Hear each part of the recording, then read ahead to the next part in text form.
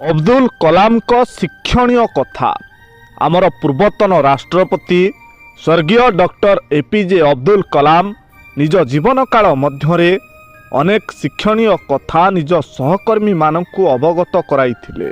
जड़े दायित्ववान तथा कर्तव्यनिष्ठ कर्मचारी भावे तांकर बेस सुख्याति थिबा बेले निज आदर्श को से सबुठु अधिक प्राधान्य देउथिले।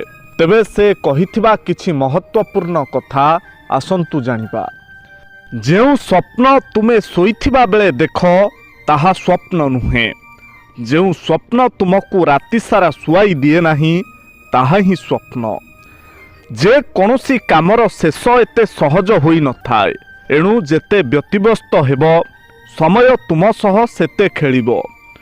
जीवन रे कोनोसी एक परिस्थिति रे असफल हेले किंबा खराब समय देई गति करुथिले मने रखिबो जे केवल तुम परिवार ही साथी रे छिड़ा हेबो। बंधु किंबा ज्ञाति कुटुंब ए समय रे साहाज्यर हाथ बढ़ांती नाही, अन्य माने केवल अभिनय करि पारंती। सांग माने भाग्यर नियम को केही केबे भी बदलाई पारिबे नाही। शुभ समय देखिबा परे श्रीरामंक विवाह होइथिला। राज्याभिषेकर समय को मध्य सर्वोत्तम भावरे बाछि दिया जाइथिला, तथापि ताहा स्थिर होई नथिला किंबा भगवान रामचंद्र को सिंहासन मिली नथिला।